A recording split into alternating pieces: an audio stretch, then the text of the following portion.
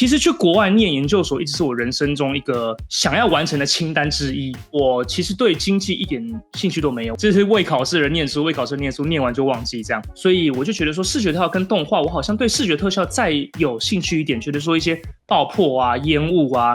一些视觉特效的电影，所以后来就决定去选择视觉特效系。后来我是有去旧金山一所大学，它叫旧金山艺术大学，我有去申请那所学校，但是呢，我申请上的大学部，也就是说我大学已经念4年毕业了，我再去那所学校再重念一次他们的大一，就是其实这样是最花钱的方式啦。Hello， 大家好，我是 Jeff。我相信在台湾的学生都会经历过这个问题，就是你要选什么类组，要选什么科系，未来要做什么工作，以及我到底真的喜欢的是什么的这个问题。但往往最后的选择就是照着分数去填志愿，然后你就会读着发现自己其实并不喜欢你的科系或是你的专业，但是头都洗下去了，你就只好硬着头皮把它念完，对吧？今天邀请到大家都非常熟悉的好好来跟大家分享一下，他从政大经济系毕业之后，到美国萨凡纳艺术设计学院去读视觉特效的硕士的这个心路历程。这算是一个非常大的领域跨度也算是一个改变他人生的重大选择吧。也会聊到一些他在留学时期发生的有趣故事，以及他是如何一步一步成为百万 YouTuber 的这个故事。总之，今天的节目非常精彩，大家就千万不要错过接下来的节目啦。那我们就欢迎我这次的来宾浩哥，非常感谢大家好，浩哥来接受我的访问。这是继多米多罗之后最大咖的人那因为大家其实应该都非常熟悉浩哥，所以就想请浩哥聊一下这个你求学的这个心路历程。没问题，读了什么学校啊什么之类的。嗨，大家好，我叫做浩，我现在是一名影像创作者，然后我当时大学是念政治大学，是念经济学系，但我后来研究所跑到美国去念艺术，对，我念的是美国塞凡纳艺术大学，我念的是视觉特效系，研究所的时候是念视觉特效系。对，那其实我相信这个应该浩哥有在频道讲过，但是还是问一下说，当初怎么这个政大毕业之后就想说，那我去美国读书这样子？那时候有没有想过说，去欧洲啊、澳洲啊，很多选择嘛？当时为什么会去美国呢？是因为我那时候有申请上交换学生，在大学5年级的时候去当交换学生，因为交换学生一定要是学生身份去，所以你不能，我一定要延毕。其实我学分早就修完了，那我是故意延毕的。我们学校有一个毕业门槛，毕业门槛是要缴交托福成绩，或是多益成绩，或者是等等。对，然后我就是故意不交那个成绩，所以我就故意延毕，然后呢就跑到国外去当交换学生，去了半年。然后那时候去了美国的学校交换半年之后，我觉得美国的那边的整个环境，然后整个念书起来的氛围，我觉得是跟台湾很不一样。我不会说哪个比较好，对，但是我觉得那个环境是很不一样、很特别的。所以我就觉得说，好像研究所可以去美国试看看。其实去国外念研究所一直是我人生中一个想要完成的清单之一。那我那时候就觉得说，好，那不然就趁研究所的时候去国外念书，但是那时候要念什么还不知道。那我在交换学生其实也慢慢在摸索我自己喜欢什么东西。后来就觉得说，我其实对经济一点兴趣都没有。我老实说，我当时大学选科系，我真的是乱选，我不知道你是不是这样子。我不知道，其实台湾很多高中生选大学，应该都是从志愿第1名、第2名、3名这样填下来，很少高中生会去选一个你自己真心喜欢的科系。我觉得也是因为高中生那时候还不知道自己喜欢什么。说真的，你要问一个17岁、18岁的小朋友你喜欢什么，你将来想要做什么，那个时候决定有点太早，才17岁、18岁，你根本还不知道你未来喜欢什么，或是这个产业，或是这个社会再怎么运作，什么都还不知道，还只是一个还从那个学校的环境刚走出来没多久的一个学生，你就要叫他决定未来的志业，我觉得有点太早。那我当时也是随便乱填嘛，就觉得说经济系好像未来可以赚很多钱，我就决定要去填经济系。当时高中生在填科系，大部分的学生应该都是觉得说这个科系未来好像很好赚钱，我就去填那个科系。那我当时其实高中是自然组，我是2类的，就是像电机啊、机械啊、化工啊这种材料系。那我当时之所以会上经济系，是因为当时我们还有指考，然后我的指考的数学 E 考得很高分，我只错了一个只错了一个多选题，我数 E 很高分。然后我当时在填志愿，我也不排斥1类组的科系，我就财经系啊、经济系我都有填。那后来就阴错阳差上了经济学系。然后我就莫名其妙跑去念经济，原本从一个自然组，然后跑去念经济学系。那后来念了4年之后呢，其实我真的不知道自己在学什么，每次期末考、期中考考完，我就是忘记。我对经济可能也找不到兴趣，就是为考试而念书，为考试念书，念完就忘记这样。后来是到交换学生，我那时候我才真正想要去思考未来的人生，因为那时候交换学生其实蛮闲的，在学校真的是没什么事情。因为我交换学生，我学分在大学都修光了，但在台湾的大学都已经修光了，所以去国外的交换学生原则上都是玩而已。所以那时候我修的学分不需要补台湾的学分，就是我想修什么课就修什么课。我花了很多时间在交朋友，在玩，更多空闲的时间在想我未来想要做什么。然后那时候因为我很喜欢拍摄影片，其实我从大学就开始接触拍摄影片这个东西，那当时只是当兴趣在摸索，拿了一台很烂的 DV 很烂的相机，当时就跟几个朋友啊，然后下课的时候放学的时候就想很烂的剧本，然后到处拍这样，然后或者是有一些系上的活动，既有这些系上的活动，然后我们拍一些可能宣传的影片，系上的那些活动的中间的串场的影片等等，也拍出了一些兴趣。所以我就觉得说，研究所想要往这个方面，说不定继续去深造，或者是学一些什么新的东西。所以当时就想说要去念一个跟视觉有关的科系，但是要念什么东西，我那时候还没有一个很明确的方向。是后来一直到交换学生结束之后，那时候回来就当兵了嘛，然后当兵的时候我才更加确定说，好，我想要念动画。因为那时候我觉得说动画，我小时候一直很喜欢看卡通嘛，看动画等等，那也一直很喜欢或迪士尼或皮克斯或是像梦工厂之类的那种 3D 的动画。我觉得说这个东西是我一直没有办法想象我可以去接触到的产业。那如果我的职业是这个，好像也蛮梦幻，好像也蛮酷的。所以我当时就毅然决然的觉得说，它也是跟影像有相关。所以我那时候觉得说，好，那我未来想要尝试看看朝这个方向去前进。于是我就想要去念视觉特效，对，想要去念动画系。那动画系其实有分很细，因为其实国外他们在分工这个，台湾叫多媒体，那他们在分工这个多媒体的产业，他们其实分得非常非常细，尤其是研究所，他们是把它分成就是很多细项。那视觉特效是一个，动画是一个，所以我就觉得说视觉特效跟动画，我好像对视觉特效再有兴趣一点，觉得说一些爆破啊、烟雾啊，像一些视觉特效的电影，像是什么复仇者联盟、钢铁人等等那些东西，其实都是视觉特效系在学的东西。那我觉得那个东西好像我觉得比较酷一点，当时，所以就往视觉特效系去前进。所以后来就决定去选择视觉特效系。因为你是硕士班才过去嘛，那总会有一点，就算你有兴趣做这些东西，你会不会有一种不得其门而入的感觉？就是我很想做啊，我也不知道我履历怎么弄，我作品集怎么弄，因为毕竟不是科班出身的嘛。那你当时转过去之前啊，你有先做什么准备吗？比如说你有准备你的作品集啊，还是就是把你的影片就是交给学校，还是你就是反正先申请了再说啦？这个东西哇，勾起我一个很痛苦的回忆啊，因为老实说，对，你要去念艺术学校，他们要有作品集，就像假设说你要去申请其他的学校，他们要看你的什么之前的小论文啊等等什么之类的。那艺术学校他们要作品集，可是我不是科班的，我根本什么作品集都没有，甚至连画画都是小时候爱画画，然后但是你根本不知道要画什么东西，所以呢，那时候我就看他们的那个官网，我就大概去准备一些他们可能会要的东西。但是我后来回头去看看我当时准备的东西，根本就是很好笑，就是很像大学老师要写论文，你就拿一张小学的这种稿纸，然后就写600字心得，就去大学去申请一个学校。我当时的申请的备审资料就是这么的可笑，然后后来就果然没有申请上嘛，我只有通过他们的托福的最低标。我那时候一直以为说，只要过英文成绩，后面应该就是申请上了，但是后来没有，发现备审资料非常重要。他们艺术学校他们非常重视作品集这个东西，然后后来我就当然没申请上嘛。后来我是有去旧金山一所大学，它叫旧金山艺术大学，它叫 AAU Academy of Art University， 对，在旧金山。然后那所学校呢，我有去申请那所学校，但是呢，我申请上的大学部，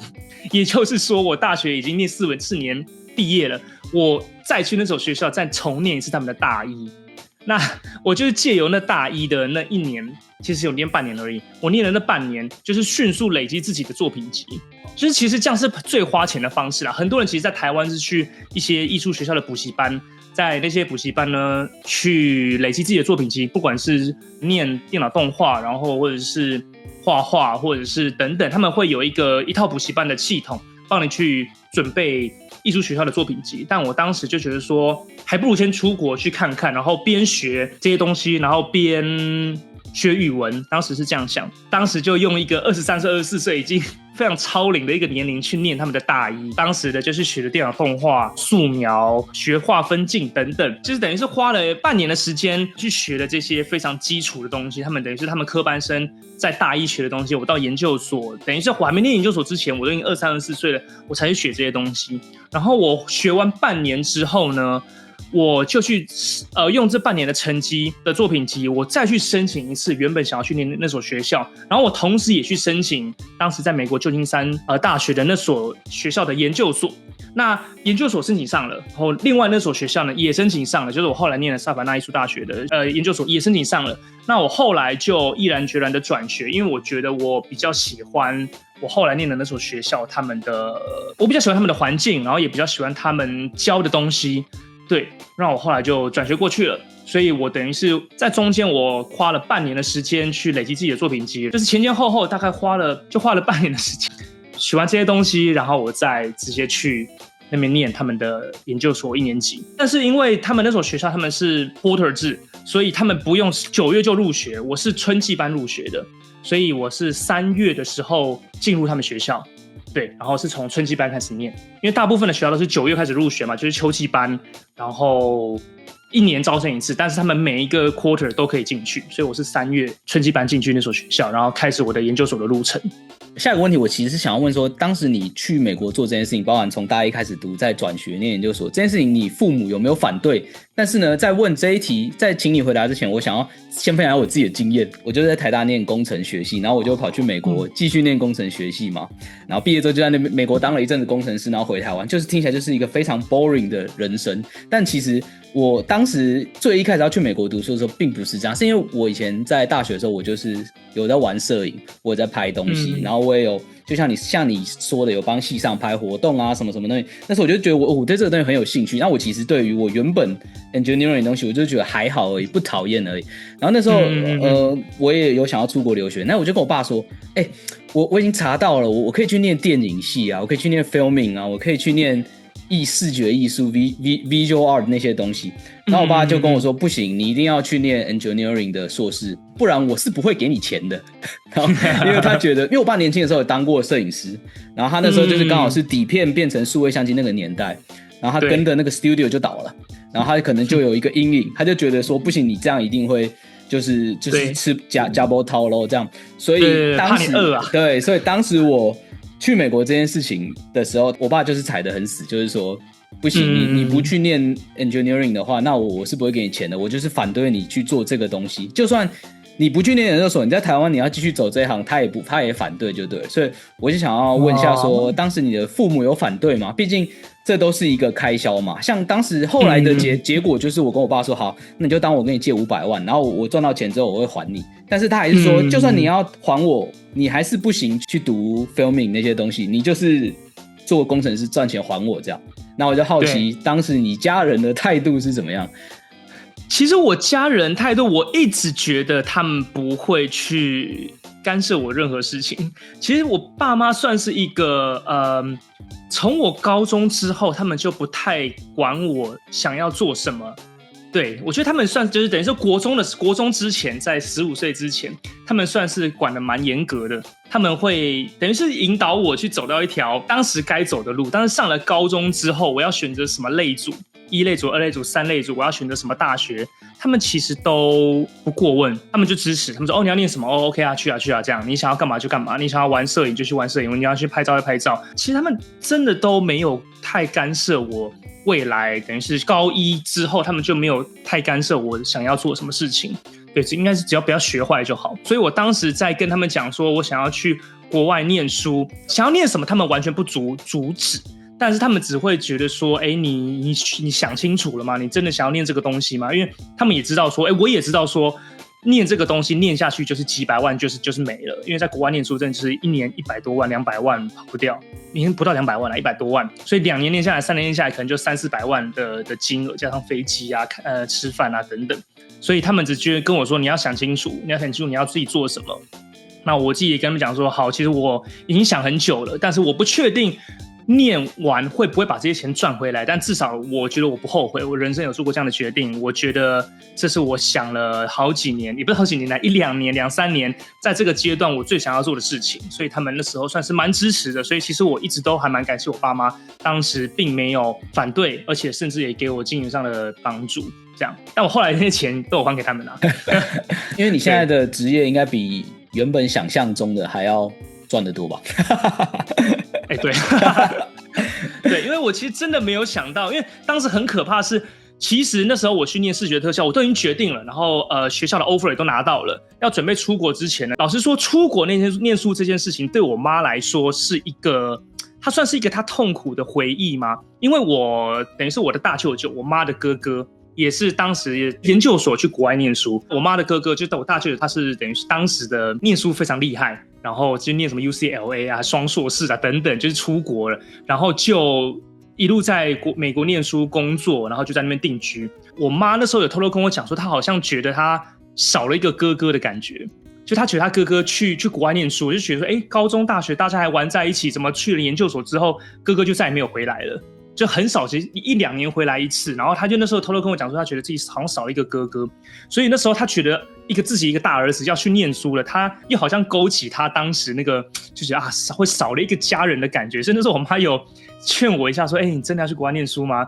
那你会回来吗？要回来哦，这样小情了啦。然后但是我那时候跟他讲说，再说啊，我也不知道未来会怎么样。对，那所以除此之外呢，我爸妈他们对我出国这件事情其实都蛮支持的。因为像当时我出国前，我妈也是有点害怕这件事情。刚好可以连接到下一个问题，因为包含浩哥前面你有提到说，你曾经的幻想是想去皮克斯工作，想去一些动画工坊工作嘛，然后又提到说，家人会舍不得，对不对？那你当时毕业之后有没有想过要留在国外工作，或是你有没有试着去投履历看看，就是去面试一下看看？当时工作这件事情，其实呢，在去念书之前，就我刚刚说，就是得到 offer 啊，在台湾等待要出国那段时间呢，其实那时候发生了一个新闻，就是我也不知道是真的还是假的啦。那时候李安的那个少年拍的《奇幻旅程》，那时候很红。然后那时候有爆出一个新闻说，当时的特效公司好像付不出特效师的薪水，然后什么一堆特效师被裁员等等。我想说，靠，我都要去念特效了，你这给我又突然出现这个新闻，就觉得这特效产业是很惨淡吗？还是怎么样的？所以那时候就也是抱着一个忐忑不安的心情去国外念书。然后去国外念书了，那时候呢就有，因为那时候也在YouTube 拍影片嘛，所以就有认识一些，就有一些在台湾也是在做特效的大前辈们，就是有在下面留言啊。然后那时候后来我忘记是因为什么，我们有在 Line 稍微聊天的聊了一下，然后他们就跟我讲说，请问你之后是想要回来台湾工作吗？我说不一定，再看看。然后他说，你要想听，如果在台湾的特效师呢，他说不管你是大学毕业还是研究所毕业，你的第1年的薪水呢就是28000。我想说靠北哦，我研究所1年花了100多万，我回来台湾对第1年薪水就是28000，疯掉。所以那时候觉得说，哇靠，完蛋了！就是我到底要工作多久才可以把这个学费赚回来？那我当时其实算了一下，但是我又没有想，就不想想这么多，就觉得才刚去的第1年，我就不想被这个冷水给浇熄我的梦想跟热情。当时是这样啊，所以我就不要想那么多，未来事情再说。那一直到后来念书念到第2年，准备要毕业的前半年，其实老实说，我一直没有很喜欢在美国生活这件事情。我觉得在美国玩 OK， 在美国念书 OK， 但是我觉得在美国生活好像一直不及在台湾生活自在。我觉得其实有很多原因啦，文化是一点，然后种族是一点。我一直觉得说，可能是我自己语言能力或是怎么样，我一直觉得在国外生活没有那么自在，然后又觉得说在国外黄种人，我虽然完全没有被歧视过，对，你后面的问题有你说你有被歧视吗？对，我没有被歧视过，但是我一直觉得黄种人在美国的社会好像一直有一点次等公民的感觉，不知道是我多想还是怎么样，但是我一直有这样的感觉，就一直觉得说哦，白人，然后黑人，然后才是黄种人或者墨西哥人等等，就是觉得说虽然他们没有明讲，虽然他们没有怎么样，但是我一直觉得在那个环境一直觉得没有很平等活在这个世界上的感觉，虽然我没有很具体的被歧视或怎么样，但是一直有隐隐约约有这样的感觉，然后又觉得说那边的生活，对，虽然大家一直说台湾鬼岛啊，很多事情一直在骂台湾干嘛干嘛，他不觉得，但是在台湾生活对我来讲真的就是自在非常非常多，所以我后来就觉得说，好吧，我决定要回来台湾工作了。我们研究所有一个课程，有一堂课是要去实习，就是它等于是要实习学分啦。但我觉得那堂课蛮水的，你要缴学费，然后你又要去实习，学校不给你任何的资源，你就要去实习，你要缴学费去实习，很奇怪。那个实习你还要自己去找。那我当时的实习，因为我后来就决定说要回台湾工作了，所以我当时的实习的公司我就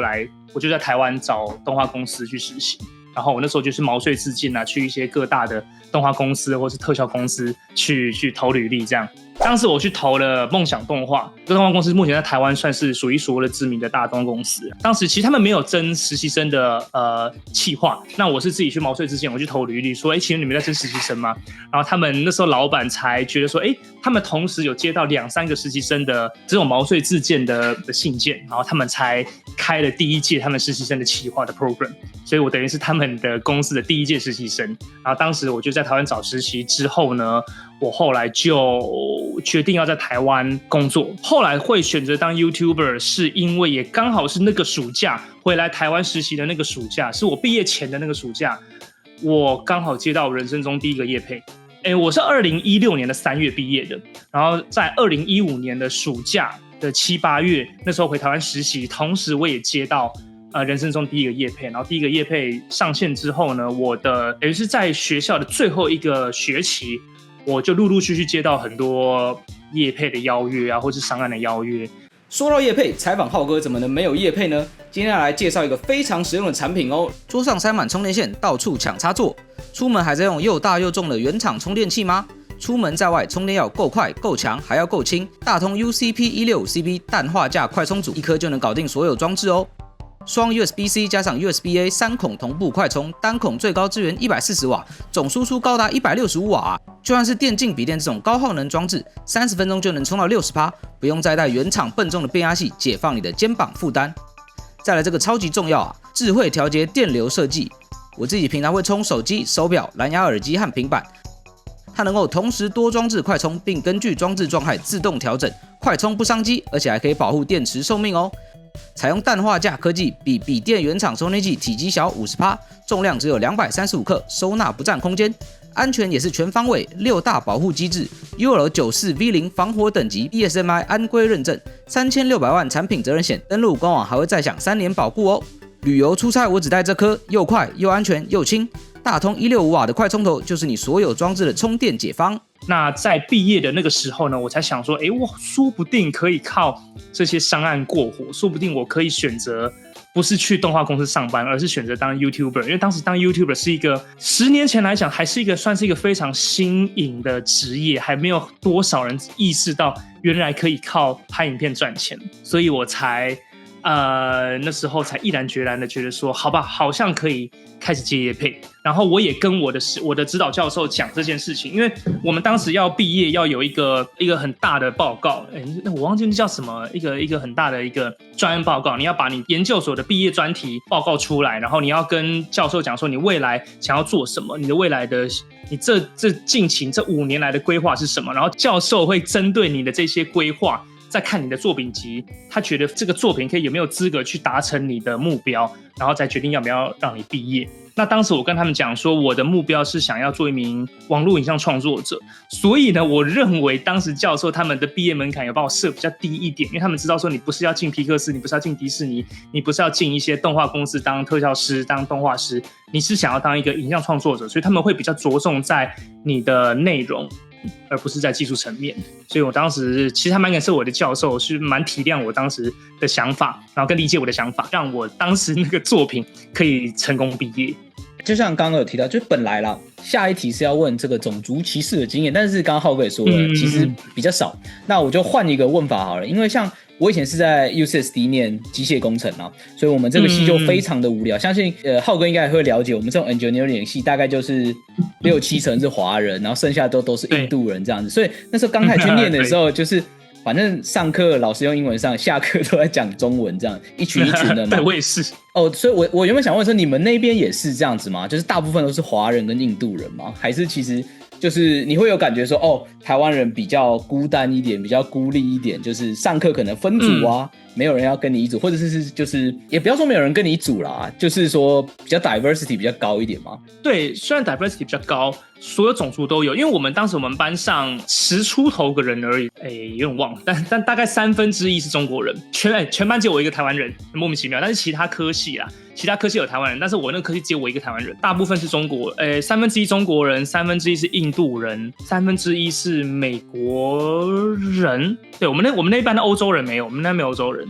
所以蛮妙的，就是也是跟你一样，下课就跟那些中国人混在一起，就讲中文，讲了一口好中文。所以我在当时研究所，其实我语言没有特别的进步，因为下课都跟他们混在一起，都讲中文，然后或者就是每次就是关在宿舍拍自己 YouTube 影片，所以我就好像当时研究所没有什么机会去让自己的语文成长。其实我觉得有点浪费当时出国念书的这个机会，因为老实说，研究所学到的那些东西，你其实在网络上你都找得到，光现在就一堆资源嘛，其实那个时候就很多资源了。其实那时候你只要愿意去找，愿意去花钱买一些会员，其实很多的那种教学的网站，他们都有非常巨细靡遗的教学的内容，就是教你怎么用 3D 软体，各种 3D 软体从零一直到非常厉害的课程都有。那你只要肯花时间，其实你根本不用去念什么研究所，你只要把那些影片全部看完，愿意花钱去买软体，从头到尾学一遍，其实你的技术会非常非常厉害。那当时呢，我还是比较老派的思维嘛，觉得你要去学校才能学到东西，所以那当时我就走这条路，去学校学这些东西。但是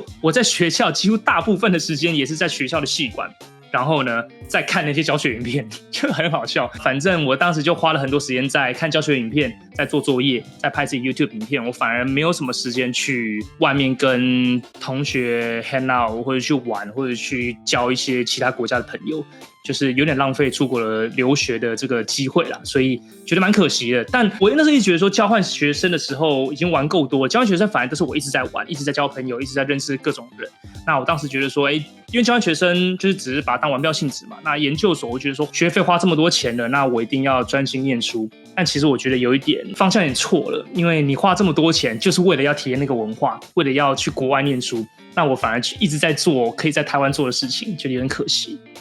可是其实我当时也是这样子，我当时你知道我那时候我真的觉得我英文口说什么的变好，那都是在我开始面试找工作的时候，因为你不得不嘛。但是我当时在学校的时候，那时候我家人就打电话问我说，你去那边英文是不是变很好？就是我就把你丢到一个美国，你就英文变好。我就说没有，我觉得我中文跟英文都变烂了，因为我看英文的书，但是我跟同学都讲中文，好像对，就像你说，也会有一种感觉是，我怎么都没有好好去精进我的语言能力这样子。然后后来我们就被警察拦下来，他要说你们上车，然后我们就几个学生，我们就坐警车，警察载我们到那间小青年旅馆的门口。我想说，我靠，那个子弹有插成这个样子，是不是？我其实也没有在美国搭过警车，没有人搭过警车，很可怕。啪，我就直接撞到眼皮上面，就整个爆血。然后我同学看到我，想说干大小。后来呢，那个费用单大概是$1000。如果再让你选择一次，你还会想要再去国外留学，然后还会想要再转领去读这个东西吗？我觉得